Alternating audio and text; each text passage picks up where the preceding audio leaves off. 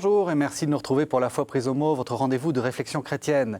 Sortez vos balais et préparez vos potions magiques. Cette semaine, nous allons parler des sorcières. Depuis Michelet, on en fait l'un des arguments les plus efficaces contre l'Église. Celle-ci, en effet, aurait organisé la grande chasse pour réprimer des femmes vivant à la marge, dans les campagnes et souvent vivant dans la pauvreté. C'est toujours la haine du pauvre, la haine du marginal, la haine de la femme. Mais est-ce que c'est bien vrai? Y a-t-il du sens à opposer ainsi l'institution religieuse et la société civile? La grande chasse aux sorcières n'est-elle qu'une persécution religieuse et sociale? Pour répondre à ces questions, deux invités. Nicole Berrioux, bonjour. Bonjour. Vous êtes médiéviste et vous êtes la directrice de l'IRHT, l'Institut de recherche et d'histoire des textes. Je reviens tout de suite vers vous pour que vous nous expliquiez de quoi il s'agit. Et je présente mon deuxième invité, Ludovic Vialet, bonjour. Bonjour. Vous êtes aussi médiéviste, vous enseignez à l'Université de Clermont-Ferrand et vous êtes l'auteur justement d'un livre sur les sorcières, point d'exclamation. On va voir ce que vous allez nous en dire. Alors, je reviens là sur cette question d'IRHT. C'est une très jolie institution, l'Institut de recherche et d'histoire des textes. C'est l'occasion d'en parler un peu. Qu'est-ce que c'est ? Très volontiers. Écoutez, nous vivons dans un monde de multimédia où nous oublions que pendant longtemps, l'écrit a été l'un des supports majeurs de l'expression de la pensée. Et dans mon institut, nous travaillons sur l'écrit dans la longue durée, mais principalement quand même médiéval, justement, avec une volonté de remonter jusqu'à cette production écrite dans les objets qui véhiculent l'écrit, c'est-à-dire les manuscrits, mais aussi les premiers livres imprimés, et nous essayons de comprendre à travers la circulation de ces manuscrits qui sont extrêmement mobiles à travers non seulement le monde méditerranéen qui est le point de départ de notre recherche, mais aussi, disons, le monde européen. Nous essayons de voir comment tous ces textes ont infusé la culture médiévale, moderne et jusqu'au temps actuel. Donc nous travaillons à la fois sur les manuscrits eux-mêmes, des reproductions de manuscrits du monde entier, sous toutes les formes, et de plus en plus aujourd'hui, au-delà des microfilms, des différents supports qui ont pu exister à travers le temps, la photographie numérique, bien sûr, et donc des bases de données qui permettent d'y accéder. Oui, et j'encourage les téléspectateurs à aller voir un peu votre site, puisqu'on y trouve, mais on y trouve justement des bases de données, ou des liens vers des bases de données. En accès libre. Voilà, c'est ça, de magnifiques photos de manuscrits dans Luminure, c'est absolument superbe. Merci. Alors, on va parler des sorcières, c'est moins drôle que les manuscrits, mais enfin c'est quand même intéressant. Vous avez écrit donc un livre sur les sorcières, et j'ai envie de vous poser une question un peu simple. C'est quoi une sorcière ? Alors c'est un livre sur les sorcières, c'est un livre plus encore sur la chasse aux sorcières. Oui. Sur la grande chasse. La sorcière, ou plutôt le sorcier, c'est un homme, de plus en plus une femme, on va en reparler, oui, qui se rend en volant. C'est très important, hein, le vol nocturne, on est à l'origine de l'image de la sorcière sur son balai, bah oui, qui se rend en volant à la cérémonie des sorciers et des sorcières, le sabbat, encore que le nom varie d'un endroit à l'autre, mais la principale appellation c'est le sabbat, et qui se livre à toutes sortes d'abominations en participant à la cérémonie des sorciers et des sorcières avec le diable, et en particulier en s'accouplant avec Satan, et ensuite, last but not least, qui jette des sorts dont sont victimes ses proches, son entourage, son voisinage. Voilà ce que c'est très précisément qu'un sorcier ou qu'une sorcière à partir du XVe siècle. Donc il faut le sabbat, il ne suffit pas simplement du chaudron à potion magique avec la pomme que l'on trempe comme dans Walt Disney. Non, il faut aller en volant. Oui.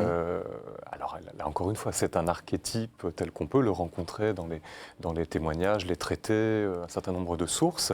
Il peut y avoir des variantes ici ou ailleurs, mais le vol est important, le vol dans les airs, vol réel, et la participation à la cérémonie des sorciers et des sorcières. On passe un pacte avec le diable. Ce qui est au cœur de la sorcellerie, c'est le pacte avec Satan.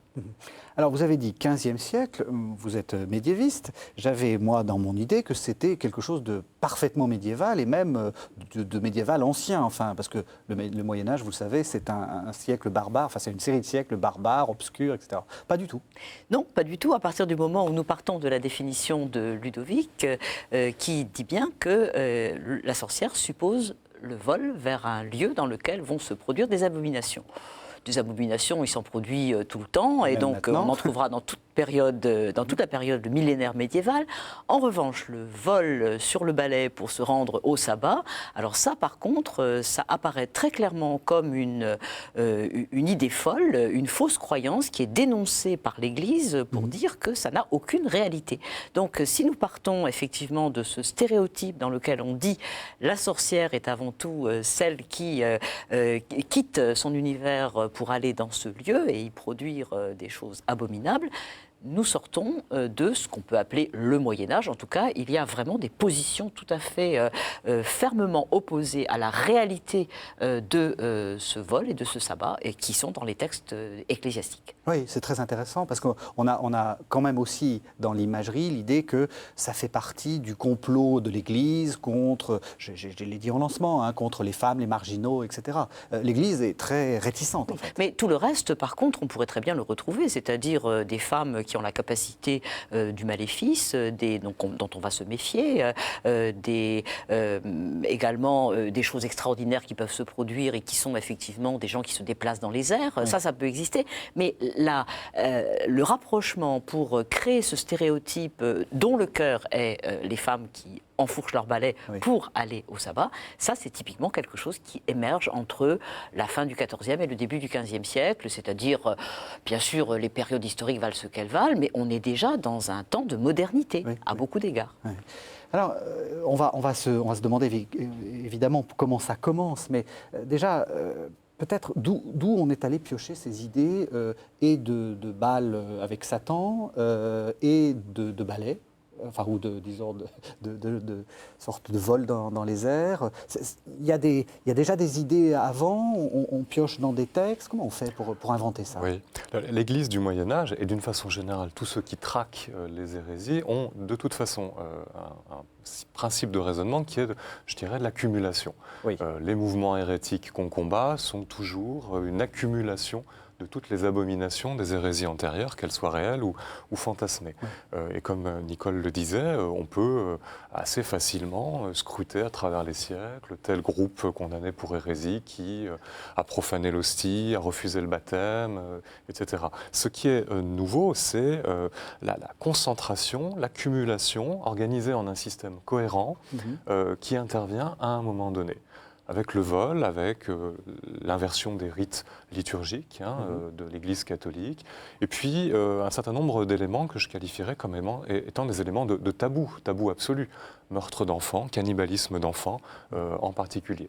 Et ça renvoie à je dirais, un imaginaire qui est un imaginaire qui dépasse le seul cadre de l'Occident, pas seulement médiéval. Donc vous voulez dire, on a mis ensemble des éléments, mais dont on ne peut pas tracer facilement les liens les uns entre les autres. Je veux dire par là qu'on ne peut pas dire qu'il y a tel texte qui a influencé.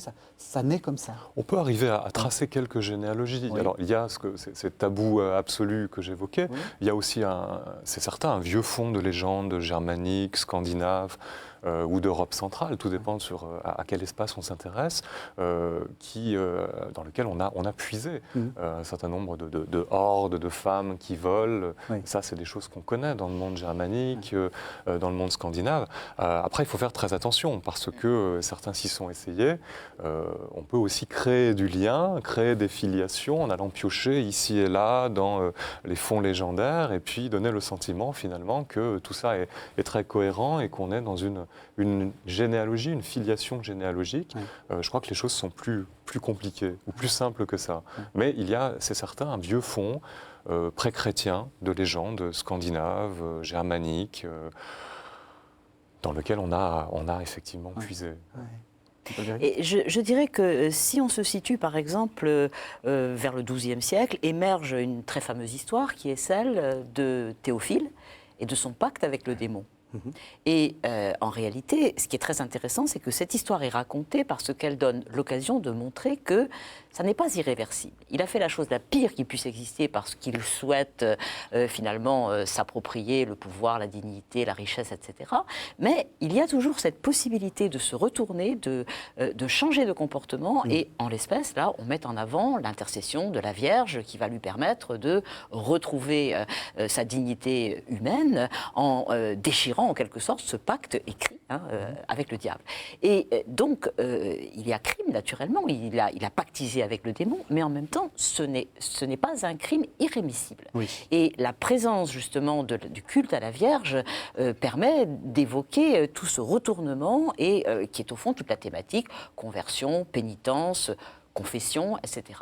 Et la grande différence, c'est que quand on accumule, comme le disait Ludovic, l'ensemble de ces griefs qui finissent par fabriquer le portrait de la sorcière, on veut surtout insister sur le fait qu'elle est passée de l'autre côté et que le crime est irrémissible. Je crois que c'est une des choses que son livre met en évidence à juste titre, parce que de cette manière, on va immédiatement passer vers un jugement, et vers un jugement qui porte à la condamnation.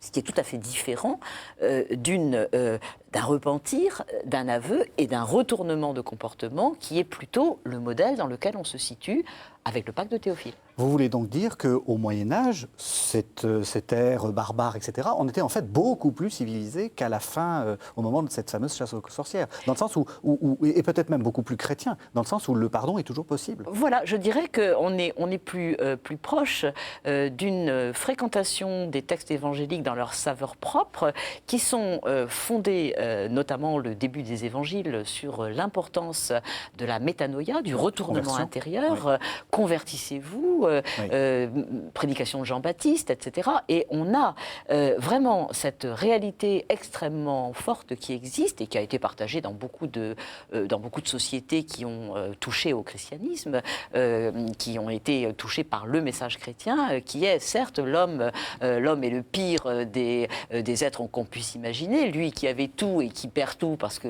il lui prend une folie et qu'il se met à faire le contraire de ce qu'il devrait.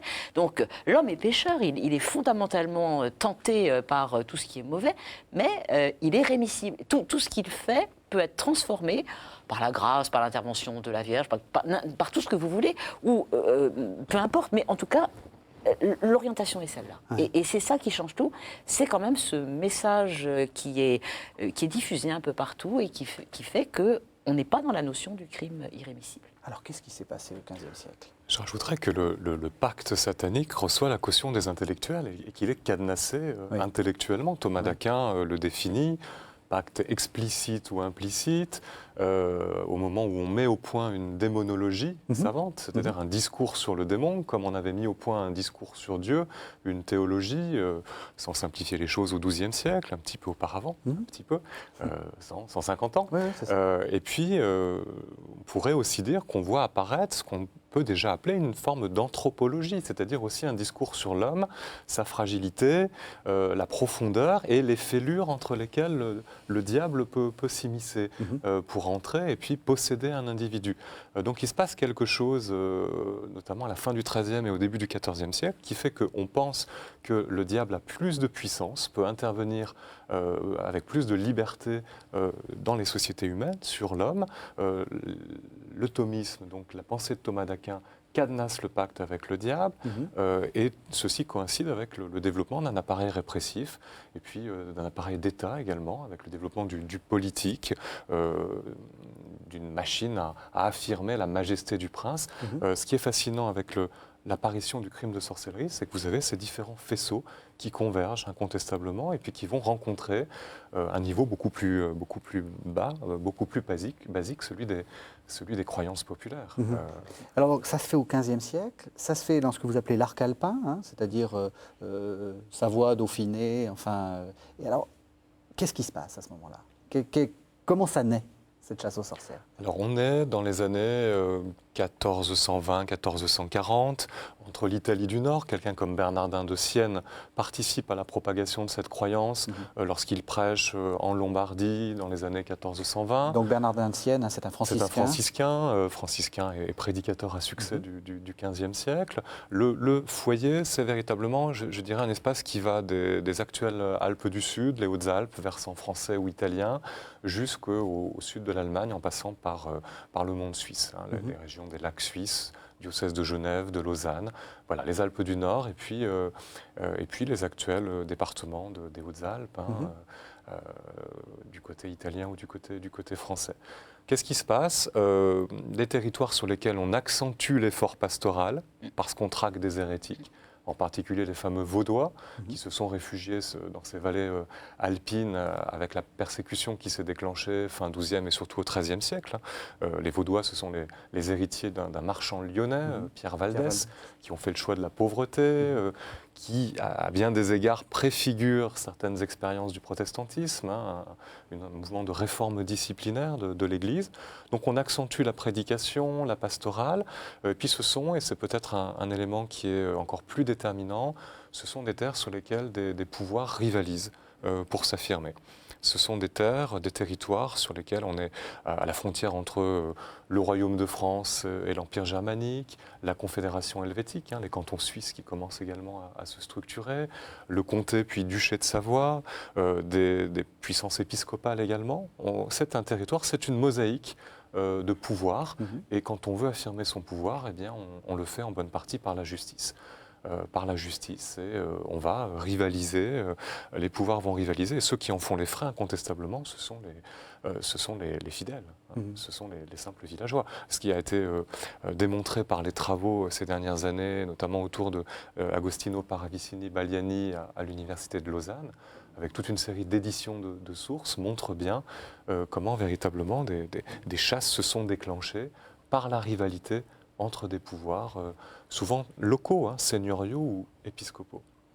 Et avec, à l'amorce précisément, tournant 14e, 15e siècle, cette action tout à fait singulière du juge laïque, Claude Tolosan, qui donc ne fait pas du tout partie des réseaux ecclésiastiques et qui est au fond le premier, Pierrette Paravi, qui a travaillé sur cette région pour sa propre thèse, a démontré comment ce personnage avait vraiment construit toute une lutte, toute une chasse, déjà en quelque sorte exemplaire, préfigurant ce qui va ensuite se développer par vagues entre le 15e et le 17e siècle. Tout est là déjà. C'est un petit juge, de terrain. C'est McCarthy, persécuté. On a parlé de la chasse aux sorcières. Mais il est persuadé, devrait, pour le pouvoir. Alors là, vous avez le pouvoir royal qui progresse. À la même époque, on a quelqu'un comme Jean Nider, qui est lui un dominicain, qui écrit une espèce de somme sur les pratiques religieuses de son temps, dans les années 1436-1438. Jean Nider est un dominicain actif dans les régions de Bâle et de la Suisse. Et puis vous avez 2 ou 3 autres traités. Et contrairement à ce qu'on pourrait penser, on trouve parmi ces gens-là autant de laïcs ou de juges civils qui vont prendre une place de plus en plus importante dans la chasse au fil des décennies du XVe siècle. Alors on voit que c'est en contradiction absolue avec ce que disait Michelet, votre illustre prédécesseur, qui a aussi écrit sur les sorcières. C'est la sorcière d'ailleurs. On interrogera ce féminin. Alors ce que je vous propose, c'est qu'on fasse une première pause en entendant ce que Roland Barthes disait du livre de Michelet. Donc c'est une préface de Roland Barthes qui date des années 60-64, qui a été repris dans les essais critiques. C'est au moment où le rapport humain fondamental est détruit que la femme du cerf s'exclut du foyer, gagne la lande, fait pacte avec Satan et recueille dans son désert, comme un dépôt précieux, la nature chassée du monde. L'Église défaillante, aliénée au grand coupé du peuple, c'est la sorcière qui exerce alors les magistratures de consolation, la communication avec les morts, la fraternité des grands sabbats collectifs, la guérison des maux physiques au long des 3 siècles où elle triomphe. C'est la sorcière qui, en se retirant du monde, en devenant l'exclu, recueille et préserve l'humanité. Ainsi, tout au long du Moyen-Âge finissant, la sorcière est une fonction, à peu près inutile lorsque les rapports sociaux comportent d'eux-mêmes une certaine solidarité. Elle se développe dans la proportion où ces rapports s'appauvrissent. Ces rapports nuls, la sorcière triomphe. Voilà, donc on a entendu ce texte. Alors pendant qu'on entendait le lire, vous disiez ah non, c'est pas possible, ça, on va se lâcher sur Michelet. Alors lâchez-vous, dites-nous ce que vous en pensez. Non, j'ai intitulé une partie de mon ouvrage En finir avec Michelet, oui. Parce que la sorcière de Michelet est souvent donnée en référence, et Michelet d'une façon générale, le père des historiens. Oui, donc 19e siècle. Voilà, hein, alors des choses très intéressantes, très importantes, qui a préfiguré l'école des annales, faire ressusciter le passé. Mais quand on lit, chose que peut-être plus grand monde ne fait La sorcière de Michelet, on se rend compte des erreurs de Michelet, mais aussi de l'influence de cet ouvrage sur la vision de la sorcière à l'époque contemporaine. Et jusqu'à Roland Barthes, Michelet a forgé une figure qui est finalement la figure de la femme libérée ou qui se libère. C'est ça. La femme victime, il y a chez Michelet une obsession du viol, de la violence sexuelle, du viol collectif qui est très clair. Oui. C'est pour ça que j'ai abondamment cité Michelet dans mon ouvrage. Et cette image de la sorcière qui est celle qui finit par se libérer en faisant pacte avec Satan pour se libérer et se venger des affronts qu'elle subit de la part du pouvoir seigneurial ou d'un pouvoir masculin, et bien cette image a influencé largement des mouvements féministes dans les années 60 et puis, je crois, jusqu'à Emmanuel Leroy-Ladurie, une certaine vision de la sorcière et de la sorcellerie, qui serait un rêve de libération. Oui, c'est ça. Alors que, j'essaie de le souligner, et je crois l'avoir fait, ce n'est pas un rêve de libération, la sorcellerie, c'est un cauchemar. C'est le résultat du cauchemar, pas seulement du clergé, mais des élites laïques et ecclésiastiques à partir du XVe siècle. Michelet était féministe? Est-ce que c'est une... Et en lisant le livre de Ludovic Vialet, est-ce que ça ne vous a pas déçu dans votre féminisme? Écoutez, j'avoue que je ne sais pas répondre à votre question, de dire s'il a la fibre féministe. Je pense qu'après l'avoir lu, en tout cas, on peut vraiment se la poser. Mais ce qui me paraît le plus intéressant peut-être, c'est de se dire que là aussi, à travers la création littéraire, on produit d'autres stéréotypes qui nous renvoient à notre métier d'historien. À la fois, c'est intéressant parce que c'est provocateur et donc c'est stimulant. Et le retour aux sources, quand même, nous fait toujours, je crois, revenir à cette idée fondamentale qui nous préoccupe tous. Nous dépendons de nos sources, naturellement. Nous devons toujours revenir aux sources et non pas produire une image idéale dans laquelle on va essayer de faire coller tout un système et après prendre 2 ou 3 sources qui vont permettre de le démontrer. Mais laisser les sources parler et toujours se dire que non seulement les sources ne nous disent pas tout, mais qu'il nous en manque. Et en réalité, ce qui me frappe personnellement sur toute cette période, tout ce millénaire en gros qui va du 5e au 15e siècle, c'est qu'on ne peut pas parler d'un regard sur la femme, il faudrait parler de regard au pluriel sur les femmes au pluriel. Et il y a énormément de cas de figure, énormément de variations, et je pense qu'on ne peut pas dire non plus, par exemple, que les hommes du Moyen-Âge sont des féministes, ce serait tout aussi stupide.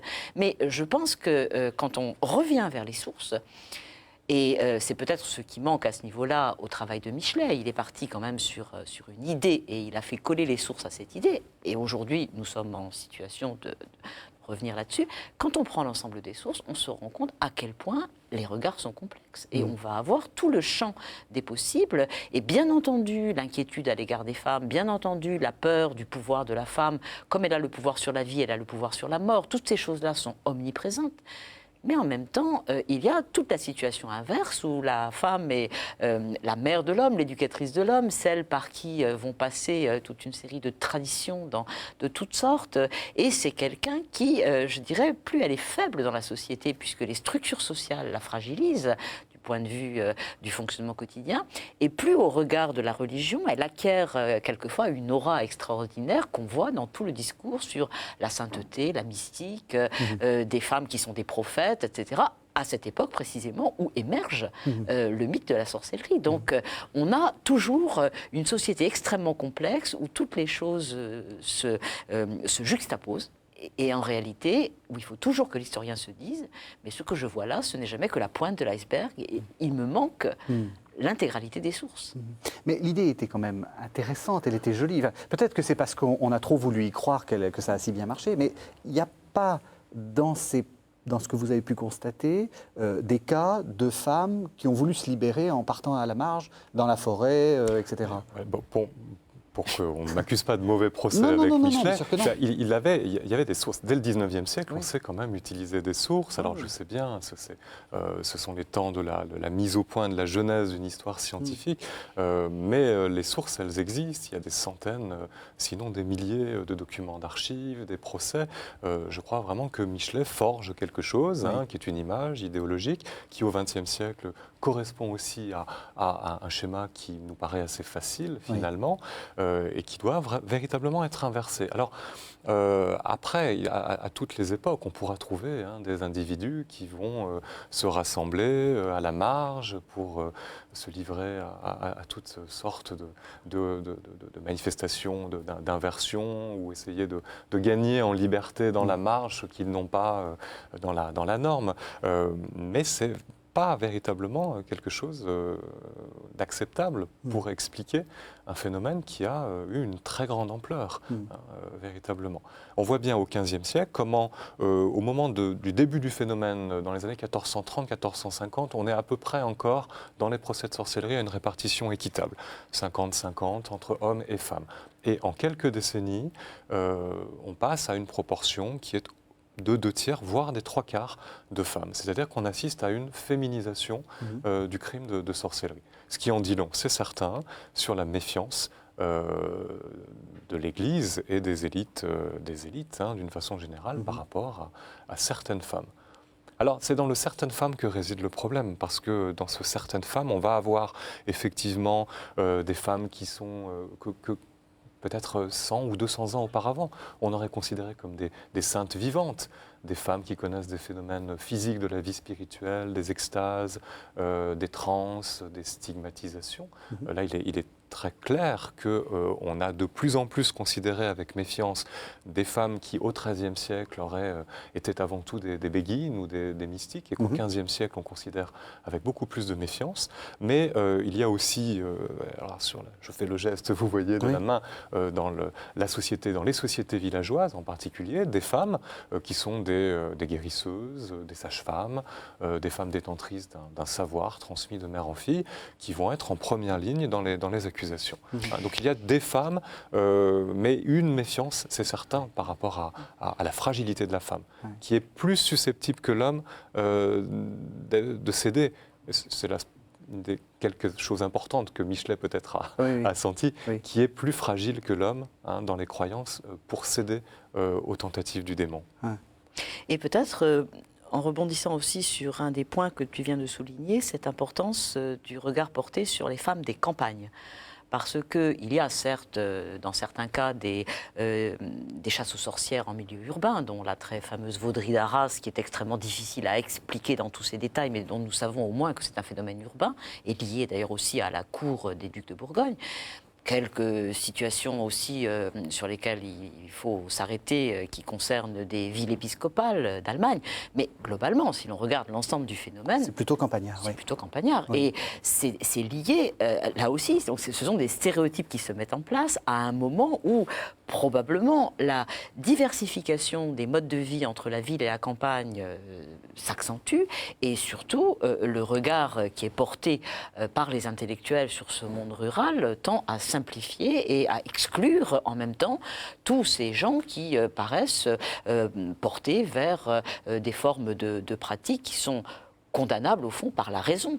Et donc, il y a tout un système. C'est ça qui est intéressant, c'est qu'en fait, on est dans l'idée habituelle que la raison et la période moderne, c'est la période de la tolérance. Là, vous êtes en train de montrer qu'on est dans une période pré-moderne, on va dire, et c'est au nom d'une certaine forme de raison qu'on ne croit plus aux béguines, qu'on ne croit plus, ou qu'on se méfie des béguines, etc. Donc, mais le désenchantement du monde est accompagné en permanence de phénomènes de réenchantement. Et ce mouvement de progrès de la raison et de la rationalité à la renaissance, avec un R majuscule, s'accompagne de phénomènes qu'on pourrait finalement cataloguer de régression intellectuelle de notre point de vue à nous. Oui. Et puis ce que disait Nicole est très juste, au fur et à mesure qu'on avance dans l'époque moderne, au XVIe et surtout au XVIIe, XVIIIe siècle, les élites intellectuelles, les élites sociales, d'une façon générale, croient de moins en moins, adhèrent de moins en moins à ces croyances, se distinguent justement du monde populaire en affirmant qu'eux n'y croient plus, eh bien on ne fait qu'accentuer finalement la focale sur les femmes des campagnes. Et les derniers cas de condamnation pour sorcellerie dans le royaume de France, dès la fin du XVIIe, première moitié du XVIIIe siècle, en Suisse avec Anna Göldin en 1782, ce sont des femmes, ce sont des simples femmes. Et en glissade, comme je l'écris à un moment donné dans mon ouvrage, encore à la fin du XIXe et au XXe siècle, on peut trouver ici ou là des femmes qui font l'objet, prostituées, guérisseuses, des femmes plus ou moins à la marge, ou très au centre tant que tout va bien, et à la marge quand ça commence à se gâter, parce que c'est souvent ça, eh bien, font l'objet de lynchages, de règlements de comptes villageois. Et là, on est très loin désormais de la construction intellectuelle qui avait été à l'origine de la matrice de la sorcellerie au XVe siècle. Oui, c'est ça. Ce qui est intéressant, c'est que vraiment vous montrez que ça continue.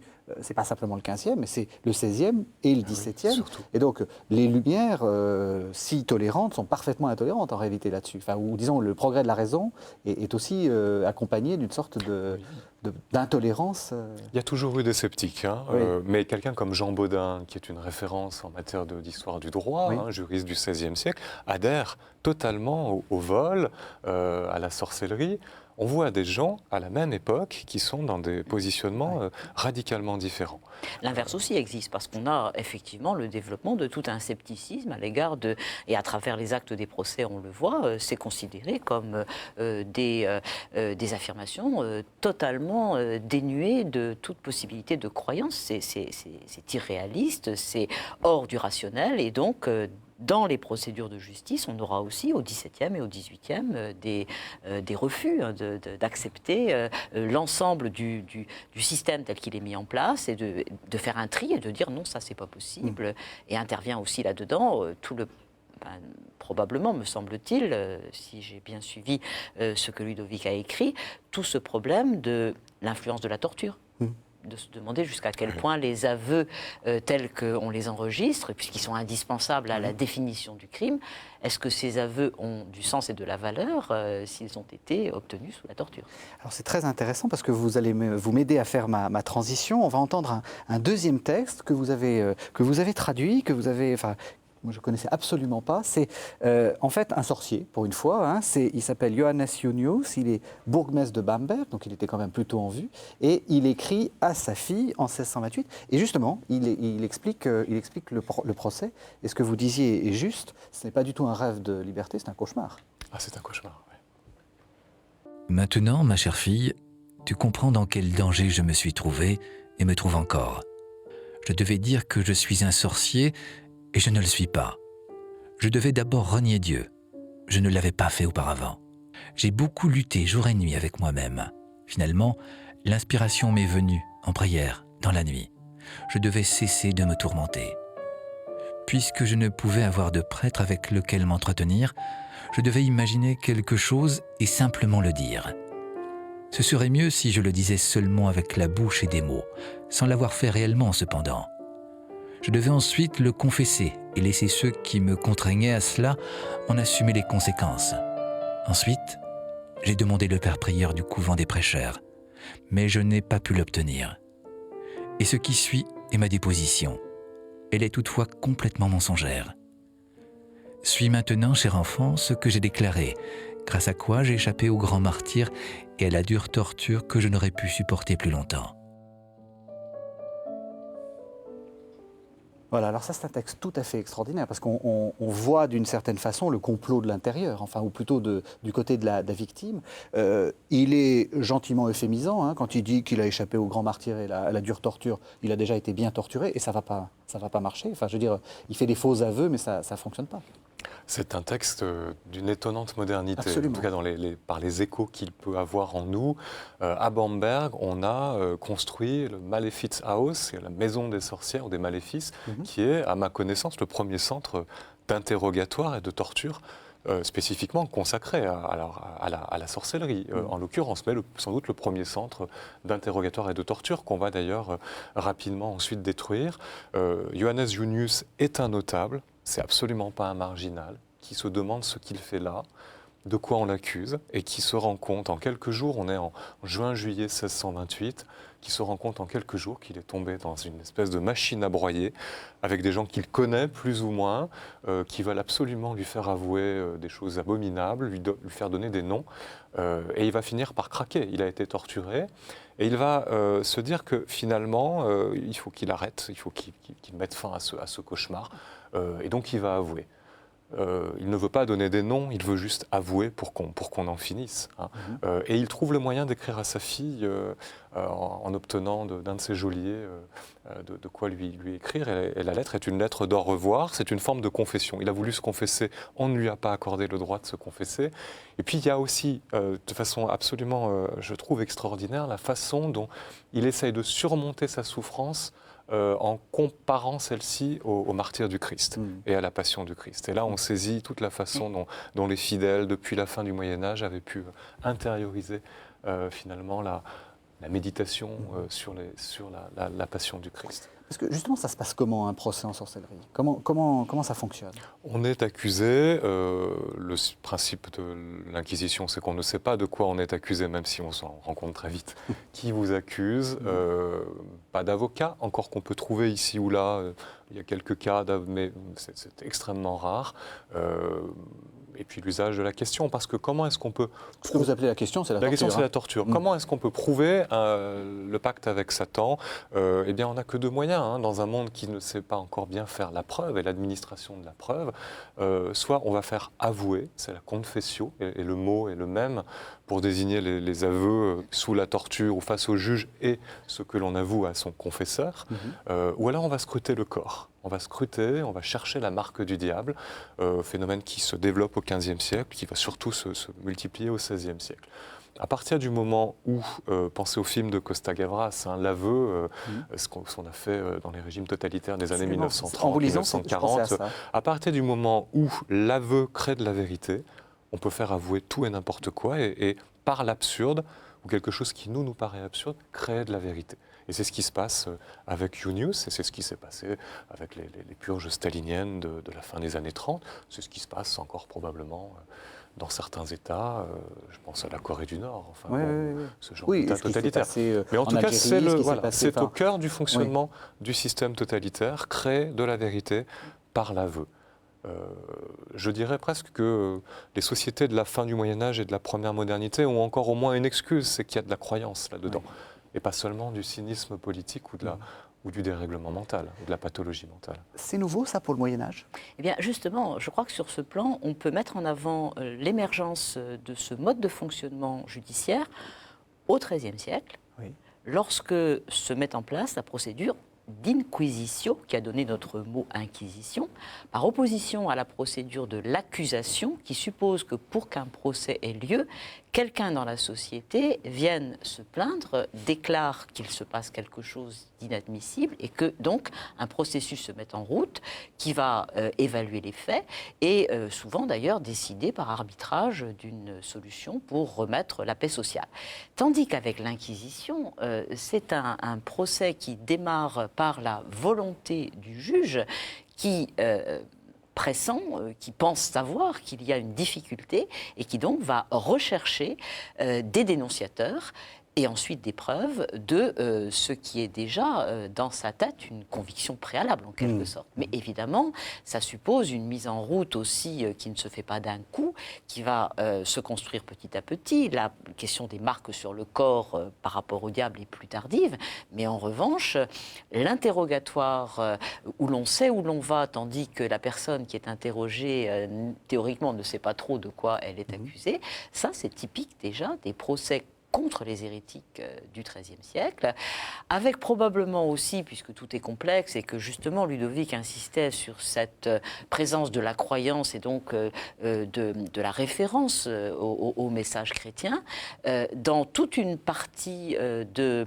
développement de l'Inquisition, il y a aussi le souci du salut des individus qui crée le rapprochement d'ailleurs avec la confession et qui fait que ces inquisiteurs sont vraiment convaincus de toute bonne foi qu'ils vont remettre ces hommes dans le chemin du salut. Et souvent, les peines qui leur sont imposées, dans certains cas graves, c'est le feu, ce qui sera le cas pour les sorcières. Mais souvent, c'est la peine du mur, c'est-à-dire c'est l'enfermement, parce que l'enfermement est l'occasion de revenir sur soi, de changer de vie, etc. Et donc, même à ce niveau-là, il faut garder toujours cette idée que nous sommes dans l'émergence de certaines pratiques qui, à un moment donné, vont se radicaliser, se caricaturer, devenir cauchemardesques. On est les héritiers directs de cette procédure, Oui. notre système judiciaire. Et les pouvoirs laïcs ont capté cette procédure, l'ont assimilée. À partir de 1500, parce qu'on parlait inquisiteurs ici, mais ce sont très majoritairement des juges civils. Oui, c'est plus l'Église. Alors l'Église aide, évidemment, Oui, mais oui. ce sont... Et encore, l'inquisition pontificale sera plus clémente à bien des égards que les inquisitions d'État ou les juges civils. Et on cherche à éradiquer. On cherche à éradiquer, on va condamner des individus qui vont être exécutés dans le village, la paroisse d'origine, parce qu'il faut que la justice soit exemplaire. On a même des cas avec Nicolas Rémy en Lorraine à la fin du XVIe siècle où on fait courir les enfants du condamné ou de la condamnée autour des bûchers, parce qu'il faut que ça porte, c'est une justice exemplaire au sens de la prédication, un exemplum, il faut montrer par l'exemple ce que le pouvoir fait aux criminels absolus. Et ce sont des conditions d'exécution qu'on connaît parce qu'on a des comptes, on a des sources extrêmement concrètes parfois pour savoir dans quelle mesure comment est-ce qu'on a mis en œuvre cette condamnation. Mais alors, alors c'est une question qui est toujours très difficile, mais est-ce qu'ils y croyaient vraiment ou est-ce qu'il y a aussi une part de complot? Parce que dans le cas de votre bourgmestre, là, on sent bien que quand on lit la lettre en entier, on sent bien qu'il a un petit doute, il se demande si on l'a pas un peu... C'est pour ça que c'est très moderne, mais c'est une communauté de langage aussi, parce qu'on a le sentiment qu'à Bamberg, dans ces années-là, on a une bureaucratie d'individus qui font carrière, avec un prince-évêque qui, lui, veut affirmer et son pouvoir temporel et un certain nombre de normes de morale chrétienne, mais dans le sens le plus évidemment limitatif, restrictif que ça peut inclure, mais une bureaucratie qui finit par avoir alimenté une machine qui tourne sur elle-même. Et à Bamberg, dès le début des années 1630, on se rend compte qu'on est allé trop loin, le pouvoir impérial intervient, on a le sentiment d'une société qui se dit à un moment donné, parce que c'est pas grand Bamberg non plus, attention, là on est allé jusqu'à mettre en péril parce qu'on s'en prend aux élites, on s'en prend aux membres du clergé, mettre en péril l'équilibre social. Alors la croyance là-dedans, c'est vrai qu'il est permis de se demander s'il n'y a que de la croyance. Il est certain qu'on a réglé des comptes, qu'on a fait des carrières, qu'on a éliminé des gêneurs. Mais je le dis souvent à mes étudiants, à ce moment-là, je crois que l'historien est quand même face au grand précipice. Oui, bien sûr. C'est fascinant, mais... arrive un moment où il faut qu'on s'arrête parce qu'on ne peut pas aller plus loin. Ou alors on dit, c'est l'homme, c'est l'humain, avec toute la médiocrité et puis les aspects très, très, très pragmatiques, très concrets, que de ce point de vue-là, à la fin du Moyen-Âge comme au XVIIe siècle, on a très bien connu. Alors on arrive à la fin de l'émission et on va arriver aussi à la fin de la chasse aux sorcières. On a l'impression qu'il y a une sorte de flambée 15e, 16e, 17e, et puis ça disparaît petit à petit. Alors c'est la question qui est la plus compliquée peut-être à laquelle il est le plus compliqué de répondre, de même que c'était compliqué de savoir pourquoi c'est né, pourquoi ça a disparu. D'abord, il y a le temps. Je crois que le temps passe et c'est quand même un phénomène qui s'étale sur 4 siècles. Et ça n'est pas étonnant que petit à petit, avec la sécularisation, avec les Lumières quand même, avec un scepticisme grandissant, on y est de moins en moins adhéré.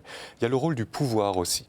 Il est très clair que dans le Royaume de France en particulier, le Parlement de Paris notamment, dès la fin du XVIe siècle, a cassé en appel ou limité les condamnations. Je dirais pour simplifier les choses que après être né à bien des égards de la volonté d'affirmation du pouvoir, la sorcellerie a souffert et fini par disparaître notamment par la volonté de ce même pouvoir central, la monarchie absolue dans le Royaume de France, de limiter ces juges qui localement traque, condamne, et c'est le pouvoir absolutiste dans le royaume de France en particulier qui a petit à petit mis fin aux chasses aux sorcières. Je crois que là on a deux des principales explications. La croyance qui s'efface petit à petit sans jamais disparaître, et puis le rôle du pouvoir qui ne peut plus accepter qu'à la marge ou dans certaines périphéries, eh bien, des juges sèment la terreur, créent de la psychose et puis condamnent sans en référer aux instances judiciaires centrales. Alors, une question difficile, hein, Nicole Berrioux, et les historiens n'aiment pas y répondre, mais normalement, l'histoire, ce n'est pas censé nous donner des leçons. Vous, quand vous lisez ce livre-là, est-ce que vous en tirez des leçons? Est-ce que, en tant que médiéviste, peut-être d'avant, enfin, je veux dire, vous êtes plutôt spécialiste de la période qui précède cette chasse aux sorcières, ça vous donne des idées sur ce que votre beau Moyen-Âge, comment votre beau Moyen-Âge a fini? Comment vous voyez les choses? Alors d'abord, je ne crois pas au beau Moyen-Âge. je voudrais vraiment me placer ici dans une posture où, quand on est historien, on se rend compte que chaque période a vraiment tout, un ensemble de situations extrêmement diversifiées dans lesquelles vous pouvez trouver le meilleur et le pire. Donc cette image, vous savez, des constructions de cathédrales, de l'élan de foi, etc., ça ne tient pas. D'abord même, je dirais pour les cathédrales, s'il n'y avait pas eu l'argent des chanoines, elles n'auraient jamais été construites. Donc, et elles ont souvent été construites à la force de la fiscalité. Donc je crois qu'à tous égards, il faut toujours être tempéré. Ce qui me paraît intéressant dans la démarche de Ludovic Viallès, c'est qu'avec le choix qu'il a pris de prendre ce processus dans la longue durée, ça lui permet à la fois, en tant que médiéviste, ce qu'il est quand même radicalement, je pense qu'il ne me dira pas le contraire, de nous montrer qu'il y a là-dedans des racines, en effet, de certains éléments qui vont se construire à l'époque, à partir du XVe, et que par ailleurs, en plein cœur de la lutte contre la sorcellerie, de cette chasse aux sorcières, de ce cauchemar, il y a toujours des gens qui rêvent autrement. Donc on ne peut pas créer un fantasme unique qui va tout expliquer, et c'est aussi toujours ça la société. Et je dirais que d'une autre manière, quand il pousse des pointes jusqu'à l'époque actuelle, on se rend compte qu'on n'en est peut-être pas toujours débarrassé. C'est-à-dire que la croyance se déplace, mais elle existe toujours. Le soupçon existe toujours. Il n'y a qu'à voir encore, il n'y a pas si longtemps,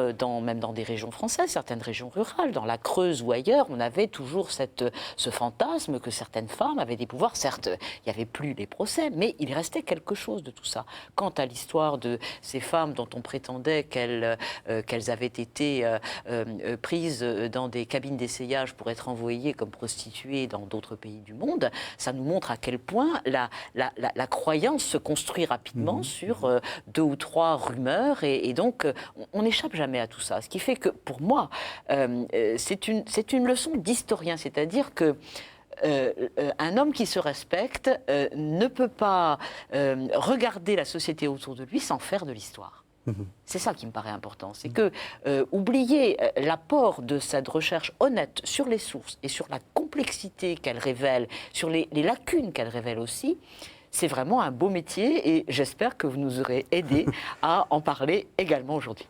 Dernière question, Ludovic Viallès, vous avez des enfants, quand ils regardent Blanche-Neige et la sorcière, qu'est-ce que vous leur dites? Vous leur dites « Ah non, c'est pas vrai du tout, papa il a montré que c'est pas ça » Ou est-ce que, enfin, vous voyez, quel regard vous avez avec les sorcières contemporaines, si j'ose dire? J'écoutais Nicole et et puis la jonction va être faite par le biais des enfants. Oui.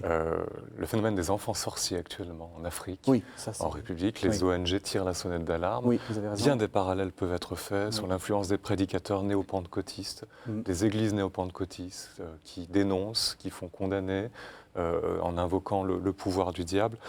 Ce que disait Nicole est très juste. Et, oui, vous avez raison, il faut se renseigner. On voit des choses actuellement, oui. en particulier en Afrique, en Afrique centrale, oui, qui, à bien des égards, rappelle ce que l'on a vu en Occident avec le phénomène qui nous intéresse.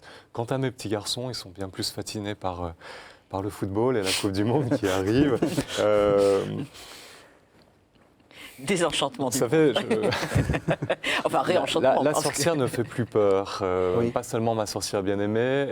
La sorcière ne fait plus peur parce que cette figure telle qu'elle a été forgée dans notre imaginaire ne fait plus peur à personne.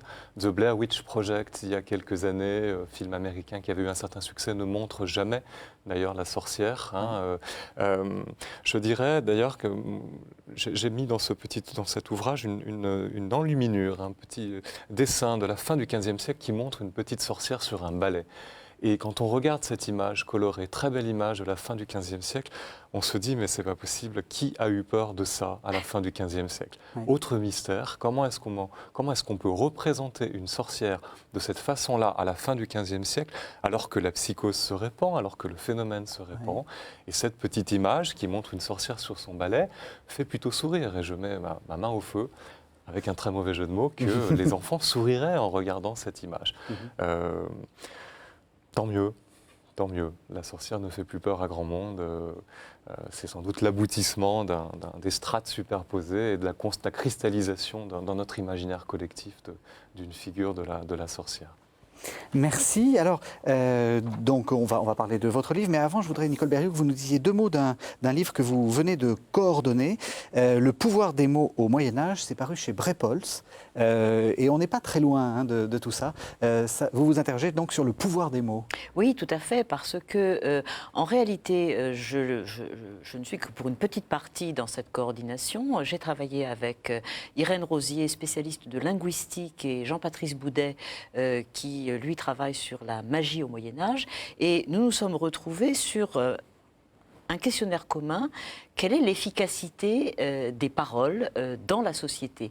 Dans une société qui n'est pas faite seulement d'écrits, mais aussi de ce qui nous échappe largement aujourd'hui, parce que les paroles se sont envolées, mais on voit bien à travers les discours sur les mots que les paroles, effectivement, sont considérées comme capables d'exercer un pouvoir, que ce soit des paroles de prophètes, des paroles d'exorcistes, des paroles de sorciers, de devins, et on va retrouver par ce biais la sorcellerie, parce que, précisément, qu'elles soient proférées de manière individuelle ou collective, qu'elles soient banalement dans la rue ou qu'elles soient dans des rituels, etc., on est persuadé, surtout je dirais dans le monde chrétien où la première histoire qui est racontée dans la Bible est celle d'une parole créatrice. Donc à partir de cette matrice-là, évidemment, on ne peut pas ne pas s'interroger sur le pouvoir des mots. Et même si saint Thomas dit ce qui est important, c'est que Dieu est créateur et pas que Dieu emploie des paroles, il n'empêche que la question reste posée à travers les sacrements, à travers toute une série de réalités. C'est ce que nous avons voulu faire en mettant ensemble toute une série de réflexions de collègues. Donc, le pouvoir des mots au Moyen-Âge, et c'est paru chez Brepols. Et puis, je rappelle donc votre livre, Ludovic Vialet, Sorcière, point d'exclamation, La Grande Chasse, aux éditions Armand Collin. Merci à tous les deux, merci de nous avoir fait découvrir et comprendre ce que c'était que les sorcières. Vous pouvez retrouver cette émission sur www.ktotv.com. Merci de nous avoir suivis et à la semaine prochaine. Merci à vous. Merci.